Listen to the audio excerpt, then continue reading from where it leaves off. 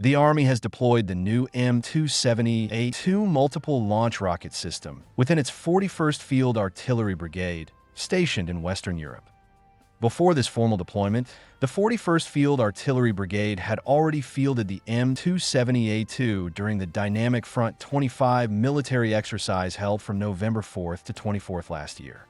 During the artillery phase of this exercise, the M270A2 conducted live-fire drills alongside the Swedish Army's Archer howitzer and the French Army's Caesar howitzer at the Rovaniemi training area in Lapland, Finland, only about 100 kilometers from the Russian border. The 41st Field Artillery Brigade falls under the U.S. Army's 5th Corps and is currently based at Grafenwohr Training Area in Germany. It serves as the primary long-range strike force of the U.S. Army in Western Europe, focused on operations against Russia.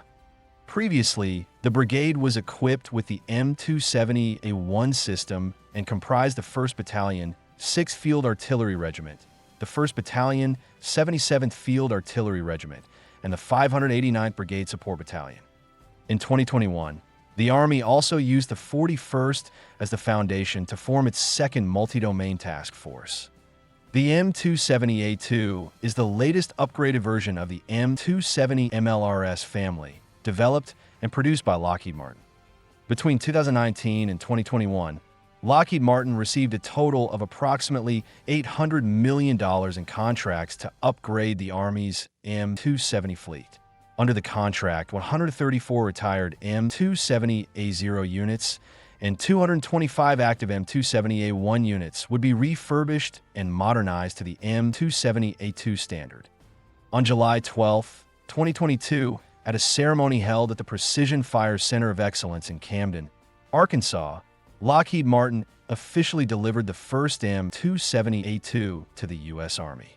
It marked the Army's first new-generation multiple launch rocket system in years, with an expected service life extending to 2050.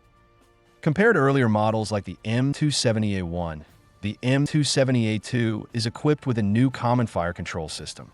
This system allows it to be compatible with all previously used rockets and missiles, while also enabling it to fire the extended-range GMLRS with a maximum range of 150 kilometers and the Precision Strike Missile Increment 1, which has a range of up to 550 kilometers.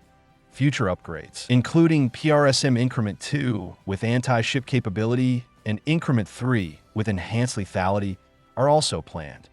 The PRSM is a GPS-guided missile designed to replace the current Army Tactical Missile System and entered service in 2023. The project dates back to 2016, when the U.S. was still a party to the Intermediate Range Nuclear Forces Treaty, which prohibited the development of ballistic missiles with ranges between 500 and 5,500 kilometers. As a result, the advertised range of the PRSM was initially capped at 499 kilometers, a symbolic figure for compliance. Interestingly, the Russian Iskander-M system at the time was similarly limited to 490 kilometers, a figure that could easily be increased. The PRSM's role closely mirrors that of the Iskander, but with a much smaller form factor. It is designed to carry 4 missiles per M270 launcher, or 2 per HIMARS.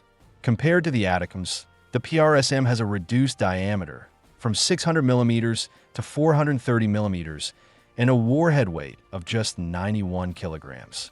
In other words, the PRSM sacrifices warhead size for greater range and accuracy, making it a more affordable, mass-producible tactical missile. Structurally, the PRSM uses a simple high-arc ballistic flight path with no exotic trajectory features, keeping technical risk low. Though it could still be intercepted by advanced air defense systems, it remains a cost-effective, scalable weapon option. Additionally, the M270A2 uses the new M993A2 track chassis with upgraded armored crew compartments, energy-absorbing seats, and protection against mines and IED. It also features a 600-horsepower V903 engine with Cummins Sentry electronic control, T161 dual-pin rubber tracks, an improved transmission, and the upgraded M269A2 launch and reload module. In recent years, due to the ongoing Ukraine war, NATO countries have significantly stepped up their military preparedness to counter potential conflict with Russia. The formal deployment of the M270A2, the Army's most advanced long-range rocket system in Western Europe, is part of these broader military measures. Historically, Russia has always placed more emphasis on ground force firepower projection than the United States. However, in terms of multiple launch rocket systems, the Russian military significantly lags behind the US in equipment and technology. Russia's most advanced rocket artillery system currently is the BM-30 Smerch, but lacks the single-vehicle combat capability of the M270. A full BM-30 system requires at least 6 9A-52 launch vehicles, one 9T-234 transloader, and a dedicated command and control vehicle to provide firing data.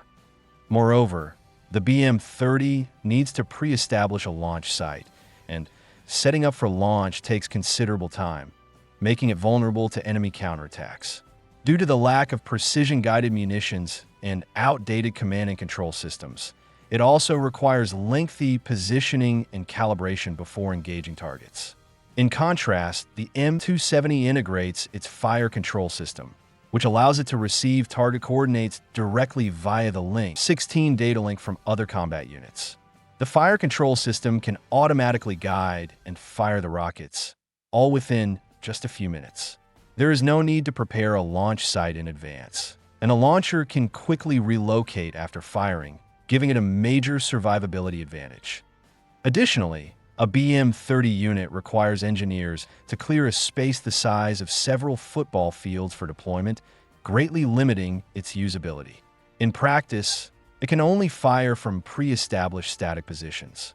It has no real mobility or concealment, which is a critical weakness in the modern battlefield environment dominated by precision strike weapons and drones. While the BM-30 rockets appear more powerful on paper, reloading them is highly complicated, involving multiple support vehicles. Rockets must be loaded one by one, unlike the M270, which can swap out the entire launch module. A single dedicated resupply vehicle is enough to reload the M270, and the time it takes the BM-30 to reload once is enough for the M270 to launch several salvos. In modern warfare, especially given that Russia's situational awareness is notably inferior to NATO's, this is a fatal disadvantage. The BM-30 also lacks high-precision guided rockets, with a circular error probable that is 1 to 2 orders of magnitude higher than that of GMLRS. Although each BM-30 rocket is significantly larger, when comparing volume of fire and strike effectiveness per unit of time, the M270 clearly outperforms it. Overall, the BM-30 Smerch reflects a 1960s to 70s design philosophy, still based on area fire saturation.